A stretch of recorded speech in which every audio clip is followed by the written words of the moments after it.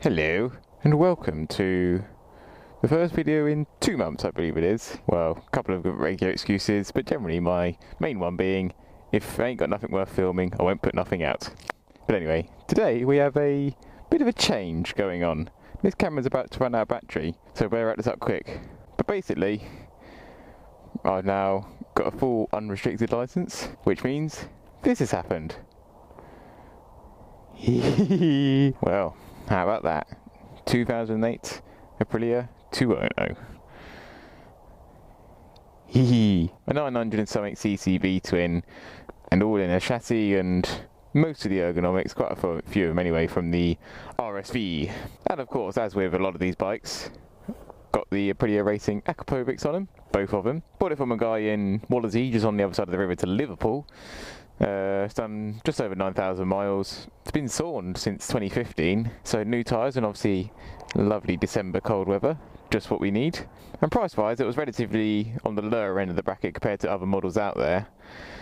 Partially where it hasn't been used in a couple of years, and the only other defect, as it were, is this. Apparently blown over in a car park, and just pink little dress plate was just, yeah. But I mean, once again, not too fast at the moment, but when the time is right, that can easily be done. For anyone wishing to know the full specifications of this vehicle, I'll put a link in the description. Enough talking, should we get going? Hee 200. Woo!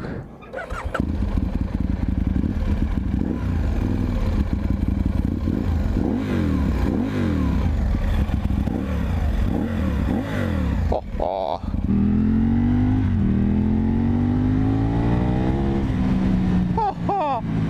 Where are we? A place called Swarkston, just not far north of Donington. So let's go to Donington. Yeehaw! So, give you a bit of a timeline. Since my last video, which was about 7 weeks ago, I think it was the Children Need Charity CMC run. So since then, obviously I've acquired this, as it were, and passed my full A category unrestricted motorcycle license, although that did take a little bit of how should we say, difficulty. I was scheduled for it to be over a week ago when I was all finished, but if you remember, a week ago this happened, which meant this happened, which meant this happened. Oh, for why did I go for this bike? Well, having always thought about these things, there was 3 distinct choices that I wanted to try and go for. Either the Honda CB1000R, the KTM 990 Super Duke, or one of these. So when it was time spot, I'd always kept an eye out on the advert websites and such like, and this bike appeared to be the best value of any. You get most for your money. The only downside being this is one insurance group higher than the other 2, which adds a little bit there, but that's not too bad. That's first already. Wow. One thing I've really got to get used to more than anything else, because I've ridden larger capacity bikes in car parks and all that good stuff, but on the road the one thing I'm noticing more than anything else is the gearing. My first gear, I mean, I'm still in it now, 30. What do you use that in town? You use it in not even a third of the way around the revs? I don't know. I mean, I can't tell too much about it at the moment. I mean, it's wet roads, new tyres, taking it easy generally. But, I mean, the suspension is firm, but it's doing a fantastic job. It's not uncomfortable. The engine's very usable, the positioning of the seating is comfortable. It's just a good package so far. Well, there are a few quirks I'm noticing. The back brake just does not work. Well, it does work. I mean, it'll slow me down. I'm using it now. But you can't lock the rear wheel with it or anything.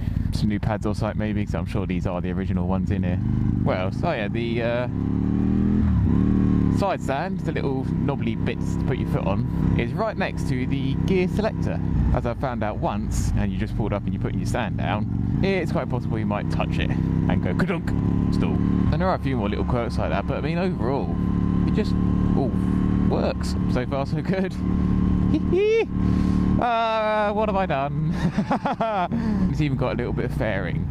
I don't think that's going to do much though for wind protection, but it might, you never know. And peculiarly, it doesn't have a red line, as it were. You set it. That little, don't know if you can see it, the little bulb right at the top of that stack. That is a little white shifter light that you set. The one thing I can imagine I'm going to find the worst, as it were, is going to be the fuel consumption. Having come from a bike that does 50 miles to the gallon, or 200 miles to 15 litres, no matter how you ride it, as one of my old videos of strapping a jerry can to back and see how far I go proves, ding! Therefore, coming to something that's probably going to struggle to do, don't know, I reckon it'll struggle to do 40 miles to the gallon. It's going to be difficult, I reckon. It's going to be noticeable, to say the least. Maybe we'll have to redo the old video of seeing what we can get on a tank. Yeah, expect that video when I've had a few weeks or a month of no videos and I've run out of ideas what else to do. But the sound is pretty tasty. These Akrapovics didn't actually come with the bike came with a pair of Arrow exhausts. But as soon as I put a deposit down on the bike, I remember seeing on Gumtree some Akrapovics for 200 quid. So I had them and sold the Arrows afterwards for a profit. How about that? Getting Akrapovics and £50 cash back. Ding! That's what we like. I know this video is going to be all over the place in terms of my content to the camera, but as you can imagine, one, I'm very much unfocused and rambly, and two, incredibly excited. Roll on the warm and drier weather. Cannot wait. Guess now the only thing that's left unanswered is what about the MT-03? Well, it's proven to be a fantastic companion with me for 2 years. Oh, yeah, over 2 years now I've been on it. Been to some great places on it, had some fantastic times, but it'll be time to move on. So come the new year, it'll be properly cleaned up and ready for sale, I'd imagine. That's how these things go. But we're in a 60 now. In second or third? No, it must be third. Yeah, that was third. Don't know what that noise was, but woohoo!